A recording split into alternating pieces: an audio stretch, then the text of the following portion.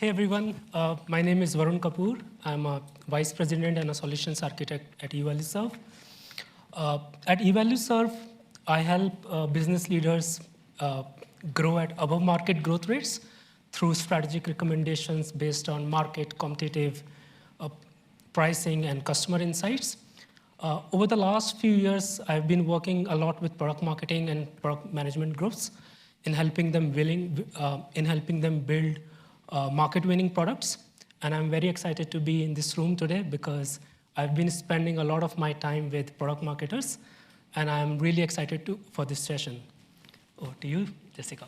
Awesome. So hi, everyone. Very excited to be here. I'm Jessica Cheng with Intuit.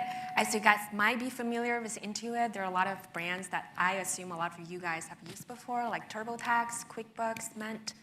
So I specifically work with QuickBooks to help small business owners manage their accounting books, cash flows, and payrolls. And for small business owners, we really operate a lot like B2C company. So the definition for small business owners for us is any mom and pop shops within 10 people, including owners. So they really behave a lot like a consumer. So I know you guys heard a lot about B2B in the morning, so now is the B2C time. Hi, very excited to be here. Kapil from Adobe. Focus of my role and why my team is there at Adobe is you may be familiar with the product portfolio on Creative Cloud and Document Cloud, which is what makes up digital media. Essentially, Photoshop, Lightroom, Premiere Pro, Acrobat, PDF. I mean, these are all the entire portfolio that's a part of digital media. And the charter of my team is we are constantly looking for ways to drive top-line growth. So how do we understand the ecosystem, which is where the topic comes into play, and how do we drive top-line growth going after new customer segments, launching new products, going into new markets. That sums up what we do my team does at Adobe. Thank you, Kapil. So as Jason has already outlined, right? So this session is going to be about competitive intelligence and how product marketers can use that to supercharge their strategy. So what we are going to do is we have broken down the session into a few themes. So there are 4 themes that we will specifically focus on. So we do not have any slides as such. So it's going to be a discussion. I will act as a moderator and ask questions, and feel free to share your questions as well. And we will take them after we have done with these 4 themes, right? So the first theme that we are going to focus on is how do you define CI and what is driving the need? We will talk about some of the challenges that product marketers face. The second theme is how do you create and use competitive intelligence, right? So what is the role of technology? What are the different work streams? What are the different focus areas that you have? And we will go slightly deeper into what those work streams could be. The third theme is going to be about the impact and who are the end stakeholders, how are they leveraging CI in your organization. And the fourth theme that we're going to talk about is how do you take it to the next level, right? So what are some of the initiatives that you are thinking and that would further strengthen your competitive intelligence programs? So with that, we will move to the first theme, which is how do you define CI? And I'll ask the question to Jessica first, that in your organization, in your role, how do you go about defining CI? Great question. I would say first, define what is your competitor. So as a product marketer, every time when you launch a new product or scale an existing product, at its core, you have to always start with the core customer problem. What is my product is trying to solve for? What is the need that I'm trying to drive for? And what is it about my product that is so different that I'm better than any other competitors on the market right now? So that means anything that your customer currently use to solve that need is naturally going to become your competitor. Think about this. So I work in small business lending and banking. Oftentimes when you ask a customer, how do you solve your cash flow problem? Instead of saying, hey, I'm going to take a loan, because none of them had business MBA degree, and they don't know how to manage a lot of accounting stuff. So they naturally think very negatively about taking a loan. But then if you give you answers like, I will go to my parents, ask for funding, or I will try to get my credit card, get a loan from there, or I'm just trying to be frugal and not taking a loan. Those actions, although they're not competitors per se, but they are your competition because there are non-consumption customers that think very differently. So think about what is your competitor. It can either be a competitor that having a real product or this non-consumption customer group that just naturally think very differently. And then once you understand that as a product marketer, right, when you look at all of those, what we call at Intuit, four process to get into your go-to-market strategy. One is where you play, 2 is who you target, 3 is why you win, and lastly is how you go to market. So this is a very sequential process, and the first step is always to understand where you are at market. What does those competitive intelligence tell you? Why are you better than your competitors? What is your target customers? What do your competitor do? And then you almost can map this out through your desktop research or the third-party vendors that you have access to and compile all this information to tell you what you're gonna do for the next steps. I would say, going back to my first point, I would say customer problem is always the core and everything comes to second. And competitive intelligence to serve this purpose, to help you better understand your target customer in order to move forward. Sure, that's a good answer, and you brought in the Intuit perspective, but moving on to Kapil. Kapil, how do you define CI? I think I couldn't agree more with Jessica, how she framed it, right? It starts at the heart of it all is what customer needs are you trying to solve? Whatever is the problem or end goal that they're trying to achieve. Building on to what she said, I would just say a few more, expanding the aperture, if you will, right? One is as some really good examples of that. I just need a loan, right? And then you could be looking at many different alternatives, and these are all in your competitive set. I think as product marketers, I think we would not do a full, not really look at the full picture.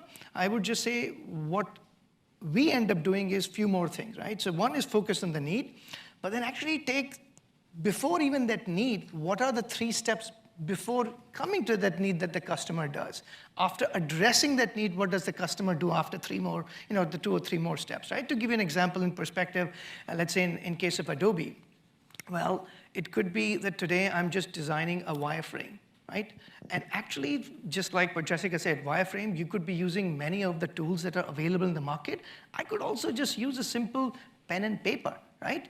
Just draw it out or use Microsoft Word or a PowerPoint slide. So that's one thing. And how do you really understand that what are all the alternatives? What are the different value props? What's working, what's not working amongst all of those options? That's basic. What is critically important is also, before even that need arises, what are other things that the customer was doing? Because that gives you the entire view into the value chain. Because today, if somebody who's just doing, let's say, whiteboarding as an ideation thing, which leads to a wireframe, that solution provider could tomorrow expand their offering set and it could creep into your portfolio, right? Similarly, today, you develop a wireframe and it goes into the next step in the process, the value chain.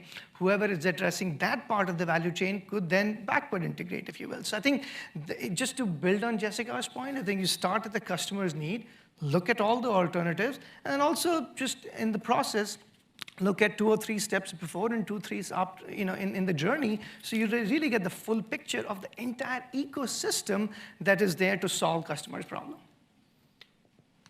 Sure. So one question that I have is that competitive intelligence could serve many purposes within an organization, right? It could be used to define a product roadmap. It could be used to fine-tune your messaging and positioning, or it could be used to have better sales conversations, right? In your respective roles, and Jessica, we can start with you, where do you use competitive intelligence the most from the use cases that I just talked about? Yeah, that's a good question. I feel like there are almost 2-folded of the story. One is what I call high level, and then the other is more operational level. So the high level is you need to understand what's going on even in the economy, right? Again, I work in small business lending and banking for fintech. Everything that's going on now with the interest rate hike, with the CPI hike, it's so relevant to the business because the cost of capital is increasing a ton. So it has so much implication to the pricing that we set for our products. Is our competitors increasing the price accordingly based on what they see in the economy? Are we going to do something similar? Does that stand true to our brand, which is backing up those small business owners? Because we do not. We make a very intentional decision not to increase price during pandemic. But now the pandemic's almost over. Is it the right time for us to reconsider this? So that's the high-level implication. What does it really do to our business? And then the next level I want to say is more operational level, which you probably leverage competitive intelligence to improve your messaging hierarchy, to improve your product build. A lot of time you look at your competitors' insights from the third-party vendor, or you do your own research, and then you surface, you know what, they're building this new product. Should I be alerted, or should I try to do something similar? One thing I also want to call out is interesting at Intuit is that we use competitive intelligence, but we don't use it in almost every aspect. We have a very proud product and design team that have embraced this longest principles that we have built, which is designed for delight, D4D. So you do it for your customers, and we built the product in a way that's super intuitive, where the needs naturally surface. So when you ask the product team and say, hey, do you need me to provide you some other competitor's screenshot or experience? And they would say, no, no, no, don't do that. I'm gonna create an experience that is world-class, that's gonna serve our customers better than anybody else. So you need competitive intelligence to inform certain business decisions, but you don't need it to the extent that you have to rely on that to build the best experience. Sure. So Kapil, in your experience and in your role, what are the different use cases that you are able to serve through competitive intelligence? And so I think in addition to what Jessica mentioned, I think I would say, at least in my role, I think when we're also always looking for new opportunities to drive growth for the business, right? So one thing that is really important is there are established players in the market, and of course you look at them, and to your point, like what are they doing, what kind of pricing moves they're taking, or what messaging do they have, and how they're articulating their value proposition. From a product engineering perspective, what are the performance stats that you can compare yours against them?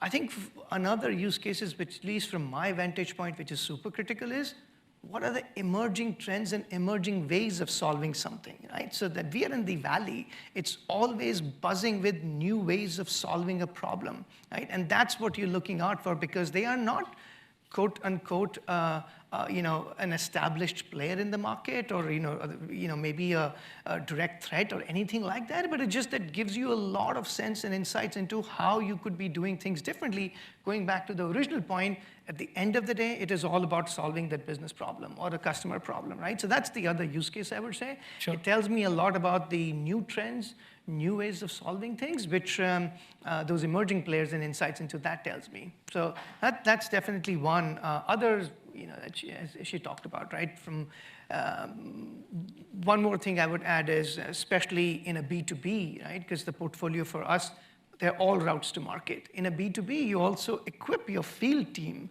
in terms of how best and most effectively do they articulate the value proposition. And there are questions that they are bound to run into when they are faced with, another player, another alternative that the customer might be evaluating. How do you most effectively present your case? I think those are other ways that that type of insight about the players in the ecosystem comes into play. Sure. And so let's talk about the challenges, right? Because finding a lot of such information in near real time is very difficult. And you have to be constantly looking for that information, stay updated with the latest trends and whatnot. So what are some of the biggest challenges that you guys face? And we can start with you, Jessica, in terms of getting the right insights at the right time in the right format. Yeah, that's a good question. It definitely is a big challenge. I would say competitive intelligence is not something only the org of competitive intelligence group does. All the PMM, we're the owner of competitive intelligence. And yes, you can do 30 slides, super deep dive deck, that is super polished, but then that take time. Or you can just subscribe to a bunch of industry blogs, even set up some Google's keyword search that's free of cost.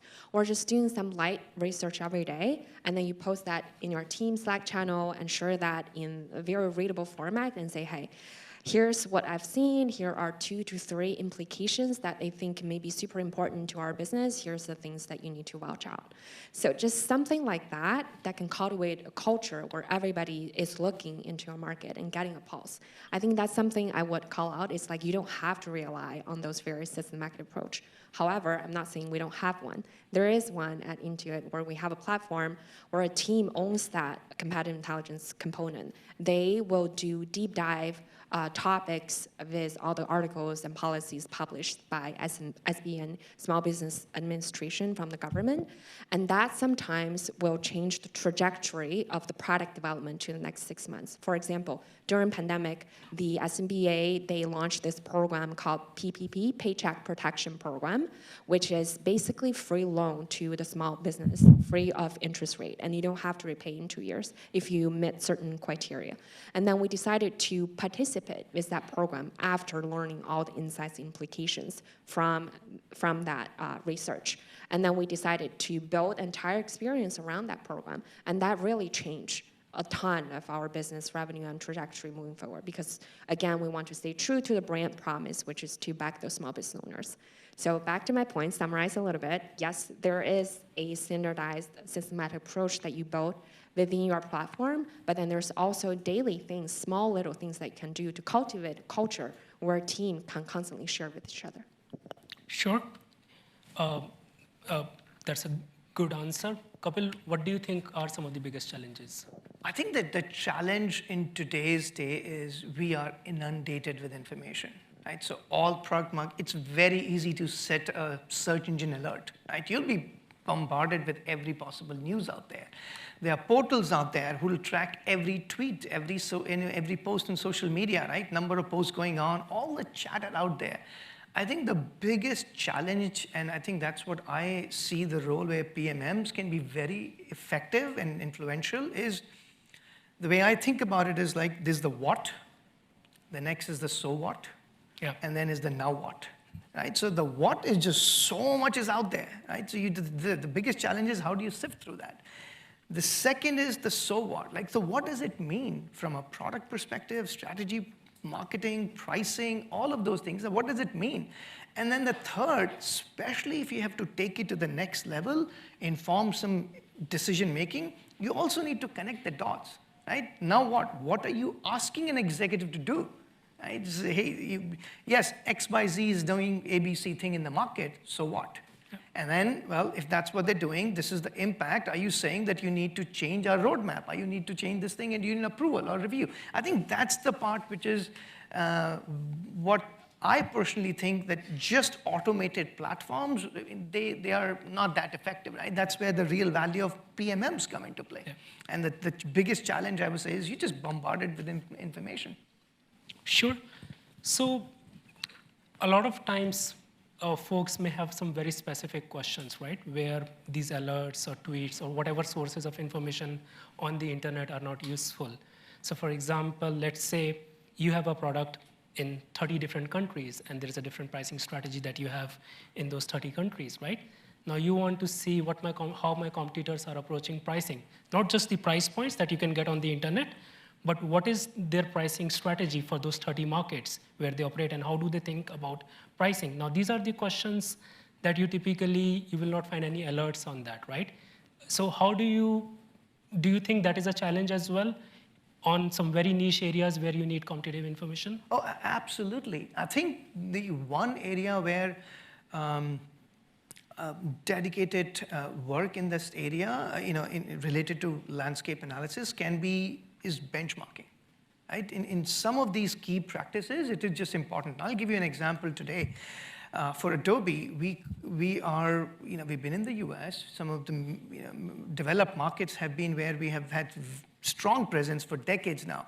As we look to additional markets, new markets, we constantly look at, and I would just add, it's not just who's the direct substitute, potential substitute alternative, I would study even what moves other tech majors, other companies have taken place, because there's something I can learn from them. Yeah. Like if they've entered, say, a market like India, right? And if they say the pricing in the US versus India market is 60%, Netflix is going for 80% lower than what they do it in US. Yeah. Same goes for Spotify.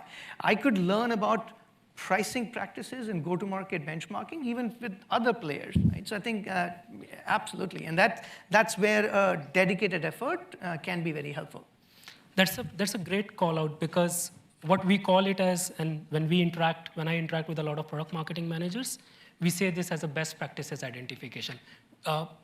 It's pretty much the same thing you're learning from your peers and other vendors who are operating in the market, but it's all about understanding what are those best practices around pricing, packaging, bundling, right? And how do they go about in different countries? So that's a good call out, yeah. Even just for Intuit, right? Like if you look at small, medium businesses, Microsoft offers Home Edition, Personal Edition, SMB. It's good to just compare packaging, like if they are charging premium for offering A versus B, is it differentiated in certain value or not? So all of that informs how we think about then our own pricing and packaging. Yeah, I love that call out. I feel like especially when you look at out of category competitors, they give you a ton of inspiration. And also competitive intelligence is just one piece. It really has to weave into your go-to-market strategy. And especially for pricing, oftentimes customers are looking for the value exchange. So what is the value exchange that they're seeking for? Is it that your offer is much better and much more comprehensive than the other competitors? Or is it you're the cheapest one out there, just have the buyer minimum? So just keep that in mind, and that also go back to the first thing that we talked about, which is customer problem. What exactly the customer segment that you declare to target? Is the customer segment that more for the premium offering, or is it more for the bare minimum offerings? And you have completely different strategy, completely different set of competitors to look into. Sure. So we will move to our second part of the discussion, which is how do you create competitive intelligence? What is the role of technology, and what is the component of technology when you create your competitive intelligence?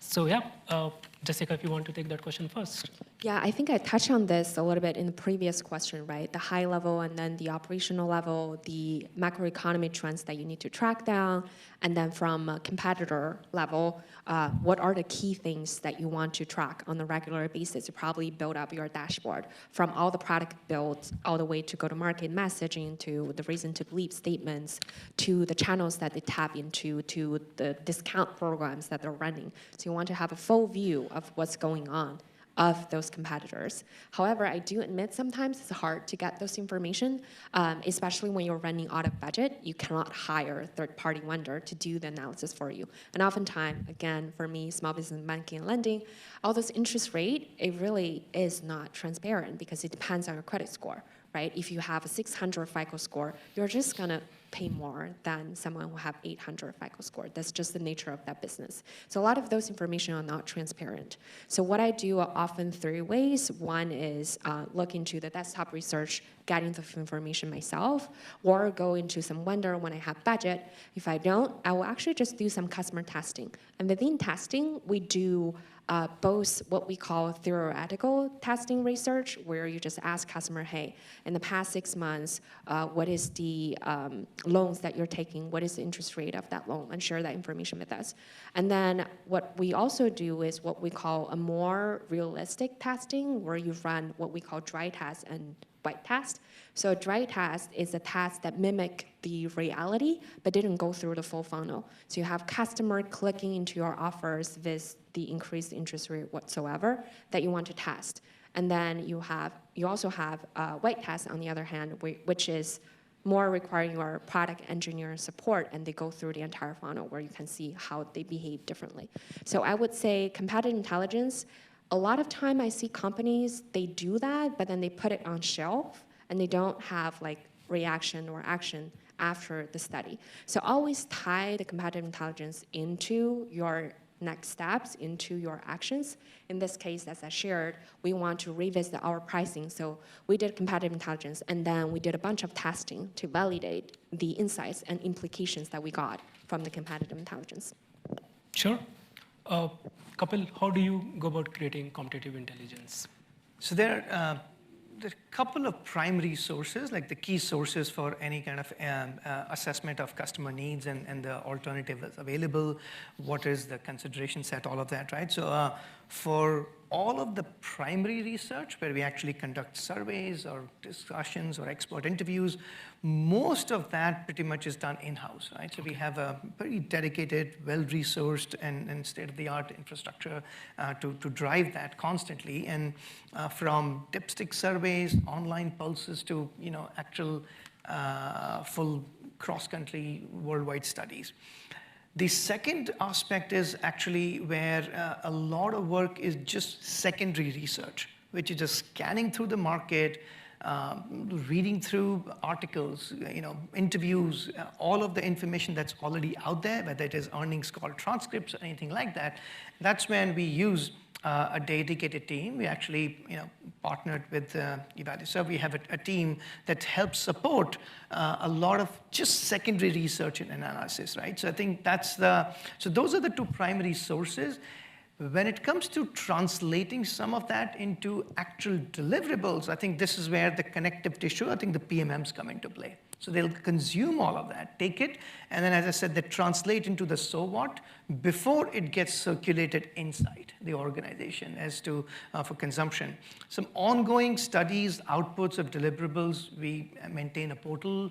All of our analysis is made easily available, which is also where anyone can ask more questions if they have anything about a specific point of analysis.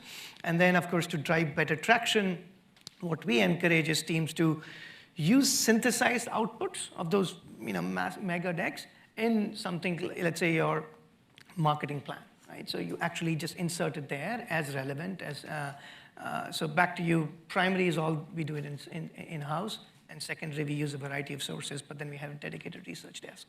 Sure. So we have seen that a lot of times companies have access to a lot of useful information in-house, for example, win-loss data, right? Or the knowledge that your sales folks would have based on the interactions that they're having with customers. So in addition to external market surveys and outside-in research and desk research, do you have any processes to capture that win-loss information or the interactions that your sales folks are having with the customers that would further inform your competitive intelligence deliverables? Yes, I would say, maybe going back into some of my previous work and my prior experience in some other jobs, we not only had a win-loss formal structured analysis, but I think what was really important is to go deeper into that, right? Because most of the times, if you're expecting a field sales person to fill out a form, like, they need to move on to the next account, next deal, right? And if you make it a mandatory form, they'll just select some reason, right? Because of pricing. Now, but it's not going to really inform, was the pricing better? Was it just the price to value gap was there? So until you really understand what was the real reason, at times win-loss analysis, just field entries, they may not be as informative or insightful. So that's where what I have done in past is you enable those kinds of tools as a part of your Salesforce automation, sales or marketing team automation and tools, but then you really have to take the time to even talk to those people. And ensure that how you're interpreting that is accurate. Otherwise, you could just be running on like completely false signals. Sure. So my next question to you, Jessica, is what are the different teams that you collaborate with for building competitive insights in your organization? Yeah, great question. So for the high-level economy trend, we do have a competitive intelligence team and research team in-house where we get a lot of first-hand data analysis. For competitive intelligence, it's twofold. One is data, one is your interpretation. So it's facts versus learnings. So you can summarize all the facts, right? What's going on with your key competitor? What did the 10Q and 10K say? Those are just facts. But then you have to really zoom into those facts and then summarize what are the key 2 to 3 learnings for your business specifically, so that the rest of the team can consume and understand what to do next. So that's more for the high level, which is more for the impact to the business. And then we also have operation teams, what I call mission teams. So I work with product, design, finance, analytics, product marketing, even lifecycle marketing teams. And then we'll have this mission team cohort where we have more regular touch base. So what I'm trying to do is probably refresh those competitive intelligence for a particular product maybe once a quarter, and then we just look at the new information together. It's a powerful tool when you track it over time, because you can see, you know what, they didn't have this last quarter, now they have something new. What should we do about it? Should we think about doing something similar? Because apparently we used to be the leader and now we're not. What we should do. So it's a powerful tool when you track it over time. So definitely track that on a quarterly basis or more regular basis, and talk to your mission teams and understand the pinpoints and what is the key interpretation that you want to have out of those analysis. Sure. I think we can move to the theme number 3, which is who are the end stakeholders for competitive intelligence work, and if we can also highlight how do they measure impact, right? So Kapil, we can start with you. I think it'll be the usual suspects, right? Like, so you are talking about product management, product engineering. Because product marketing becomes almost like the voice of the customer, right? So they represent the customer. So the output of all the analysis and insights is starting with the product management, product engineering teams, and then really. It is the entire set of stakeholders, right? When you are depending on the topic or the decision or the that you're discussing, it could be if you're pitching for something new to be done in a particular market. Well, the regional teams will be the consumer or the end stakeholder who are interested in understanding what's going on. If it is to actually get more resourcing, it is the senior executive you're trying to pitch to and say this is what's happening in the ecosystem, and we need to increase or ramp up on A or B, right? So I think I would say, many a time, even finance organizations have an interest, right? When they try to understand, well, if you say you're projecting your growth of, revenue trajectory of certain X, they are eager to understand what's the landscape doing and what are the different players, how are they growing, right? Are you growing at the similar rate, slower, faster? So I think there are some key stakeholders who are always interested in what's happening, and then they consume the information from their vantage point. Sure.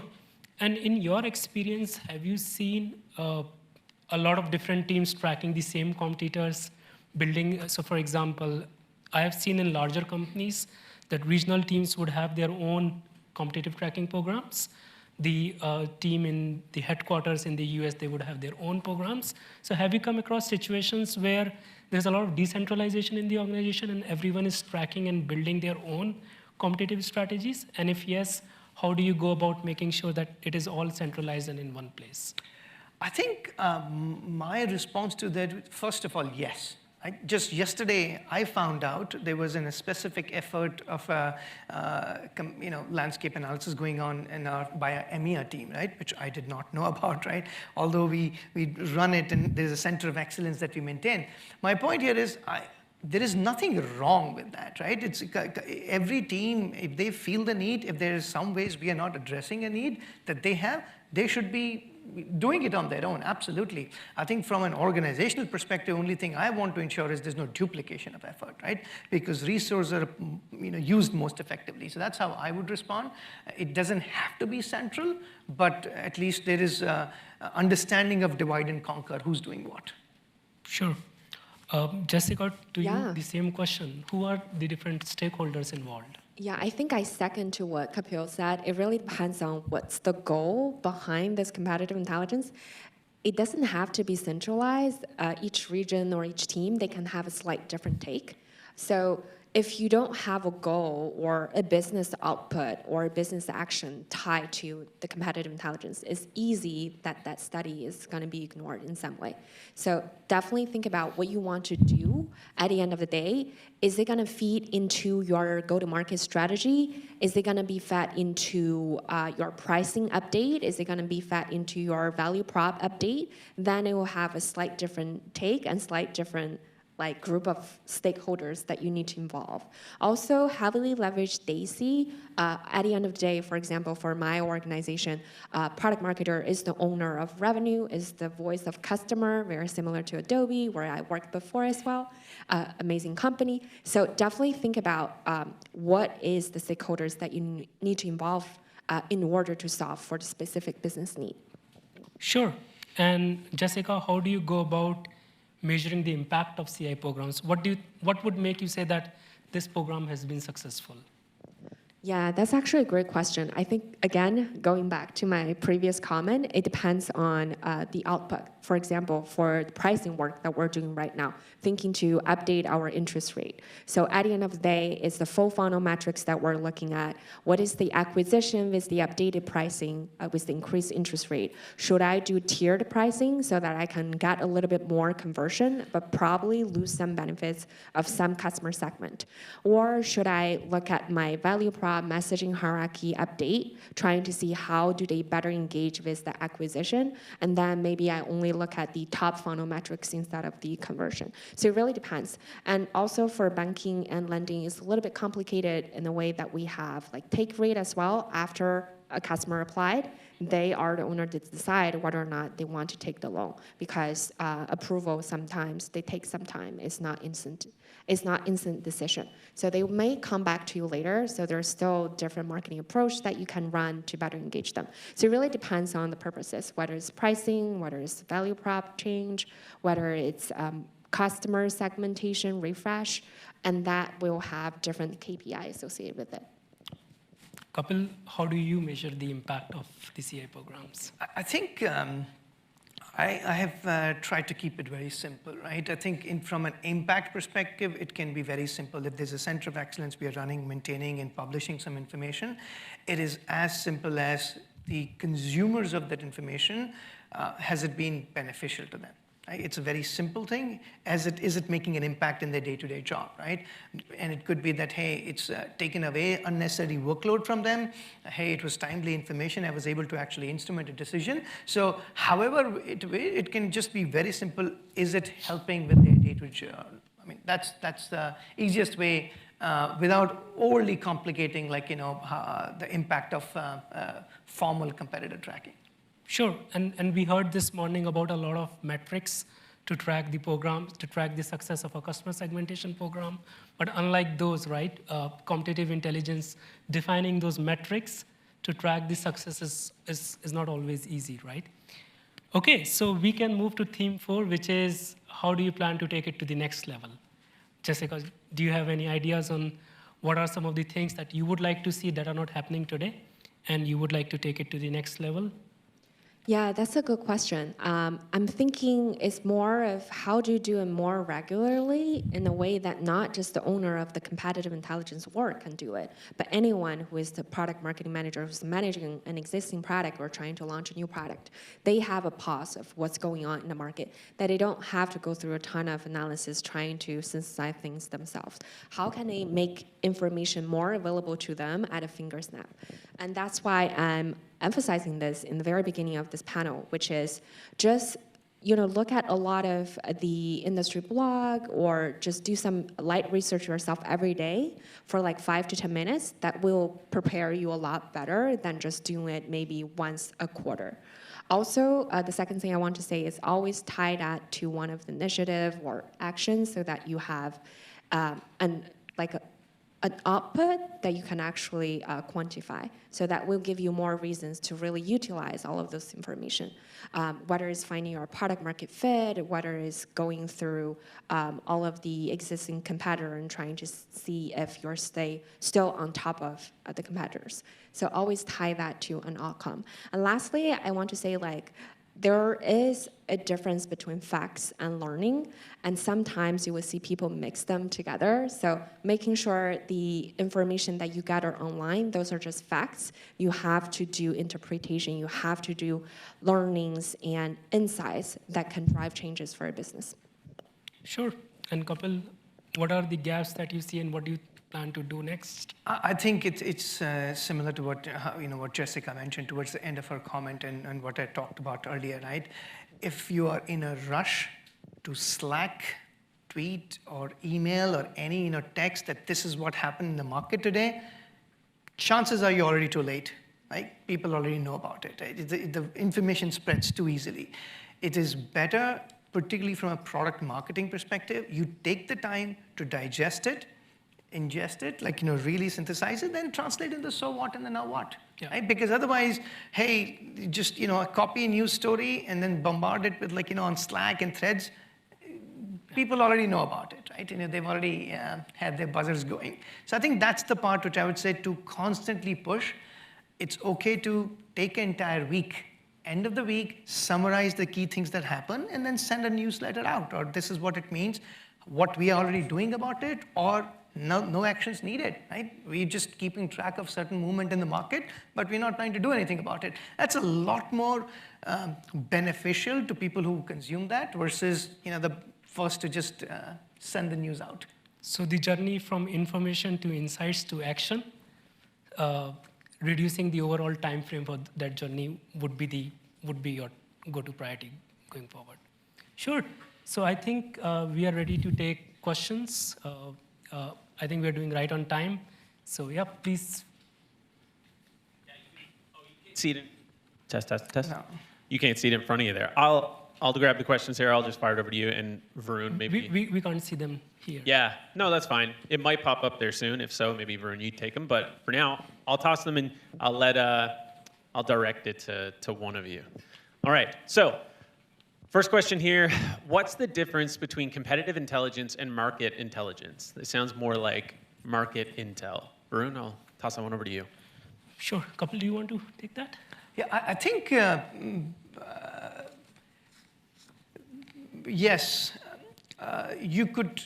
My preference is always personally in my practice, like that you look at the entire market and not just only a narrow vision of just direct substitutes or alternatives to your offering, because that gives you a much richer insight into what's happening, what future threats could emerge, what other solutions could be out there.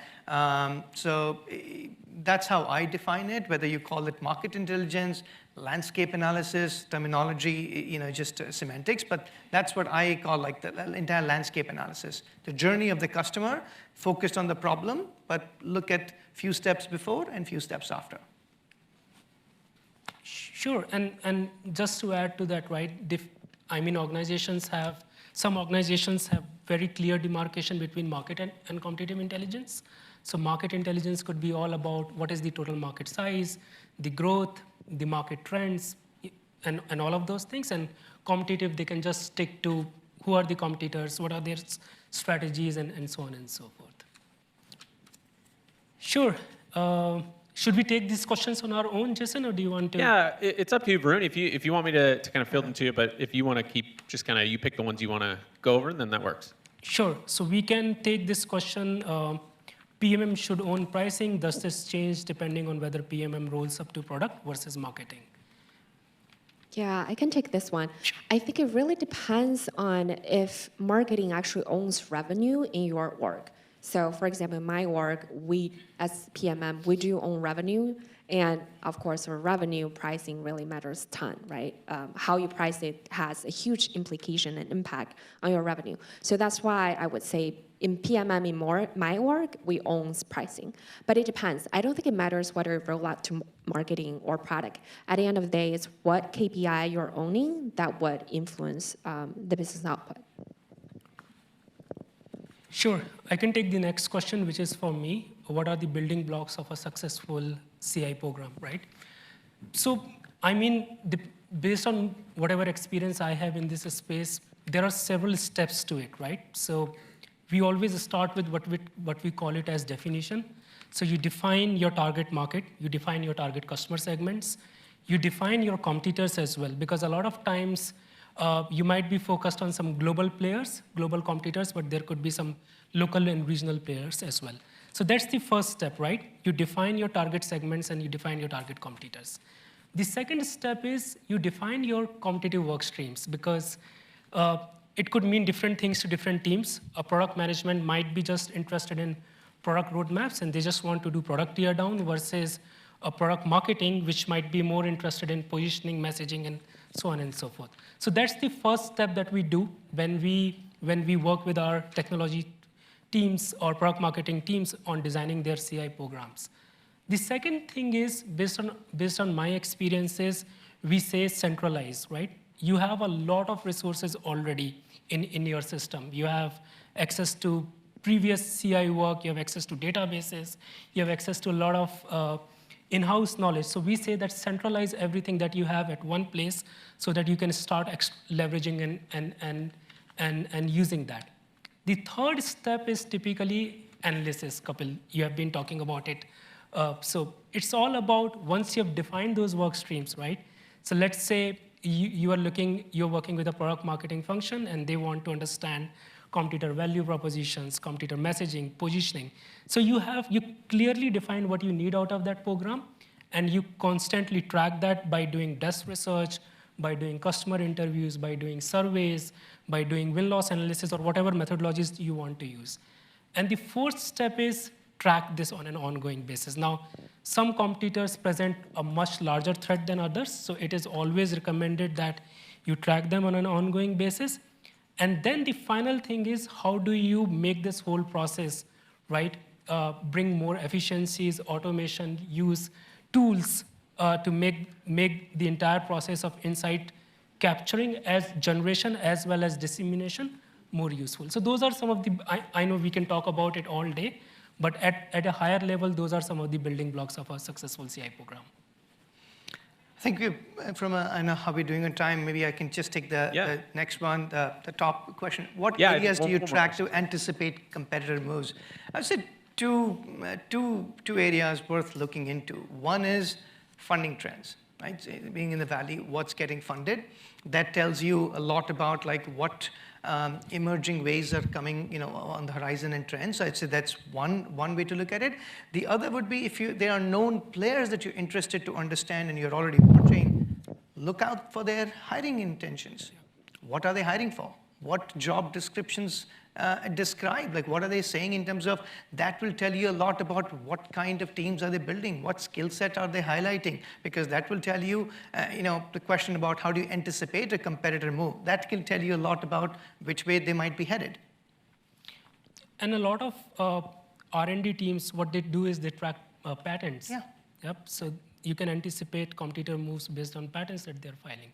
So there are many ways to do that, but again, that's more of the R&D folks. Yep. So. Awesome. If you want to take one last question, we have time for that. We can take the last one. Yeah. How do you incorporate CI into strategy if critical data points, pricing, specific features are not publicly available? Yeah, I think this might more to B2B related, because for B2C, a lot of the pricing are transparent in some way, even for small business and banking and lending. Even though there's certain aspect, for example, the interest rate I cannot find for every risk segment, but I can always find the best interest rate public information listed on their website. So I would say start from what you have. There are certain elements of the products information, product build, or promotion, or value prop are still publicly available. So use that. And for the information you can, that's where the third-party vendor, like you guys can serve. Or I think Kapil also mentioned this, you can do some research, right? For us, we also do customer research where we ask the customer, hey, on average, how much do you pay a service like that? Unless you get understanding of the willingness to pay, and you understand what other competitor are they thinking of if they're trying to solve this specific customer needs. So even though there are things that you can't know, but there's a way to find it. It's just whether or not you have the time and resources to do the coordinating customer research. And the other important component to that is what we call it as expert interviews, right? So you identify the relevant experts who have sufficient knowledge. You talk to your customers, right? And there could be different personas for doing expert interviews, but a lot of times we run into challenges where the information that we are looking for is just not there in the public domain, and that's where these targeted expert interviews come into picture. Love it. All right. Thanks so much. Give it up for Jessica, Kapil, and Varun. Thanks so much.